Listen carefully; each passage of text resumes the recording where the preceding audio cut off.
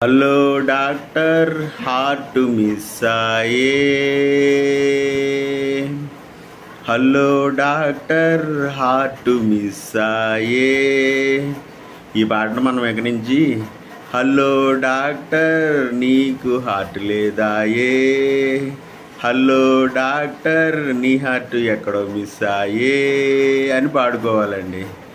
ఎందుకంటే మధ్యప్రదేశ్లో రీసెంట్గా జరిగిన ఇన్సిడెంట్ ఏంటంటే, ఉద్రూలాల్ జోషి అని ఒక 77 ఏళ్ల ముసలాయన తన భార్యకి అనారోగ్యంగా ఉంటే ఆ ముసలావిడిని తీసుకుని హాస్పిటల్కి వెళ్ళాడు. హాస్పిటల్కి వెళ్ళినప్పుడు అక్కడ రాజేష్ అనే ఒక వైద్యుడు ట్రీట్మెంట్ చేస్తున్నాడు అన్నమాట. అప్పుడు అక్కడ హాస్పిటల్లో ఉన్న డాక్టర్ అన్నమాట. అప్పుడు ఏమైందంటే, ఇప్పుడు ముసలాయన కదా, ముసలాయనకి ఆదుర్ద ఎక్కువ ఉంటుంది. పైగా ఆవిడ ముసలావిడ అని చెప్పి కొంచెం చూడమని చెప్పి 2-3 సార్లు అడిగాడు అన్నమాట. అడిగితే ఆ డాక్టరు అతను ఆదుర్దాన్ని తగ్గించి, ఏం కాదు తాతయ్య, కొంచెం చూస్తానుండు, ఏం కాదని చెప్పి కొంచెం మంచిగా చూసినా సరిపోద్ది, లేదంటే సమాధానం చెప్పినా ఆయన కొంచెం నెమ్మదిచ్చేవాడు. 2-3 సార్లు అడిగాడు అన్న కోపంతో వాళ్ళ భార్యకి ట్రీట్మెంట్ చేయకపోగా ఆ ముసలోడిని కొట్టి ఆ కారిడార్లో ఈడ్చి పడేసాడు అన్నమాట. అది కాస్త పక్కన ఉన్నోళ్ళు ఊరుకుంటారా, ఈరోజు అందరి చేతుల్లో సెల్ ఫోన్లు ఉన్నాయి.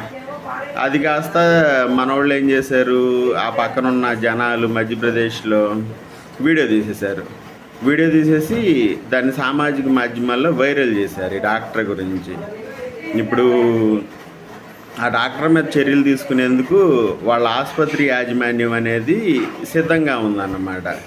విషయం ఏంటంటే, జనాలు దేవుడి తర్వాత దేవుడు అనేది ఒక డాక్టర్ని మాత్రమే చేతులెత్తి దండం పెడతారు. ఎందుకంటే మీకు వైద్య విద్య తెలుసు, చనిపోయే మనిషిని కూడా బతికిస్తారు అన్న ఒక గౌరవంతో మీ వృత్తికి అంత విలువ అన్నమాట.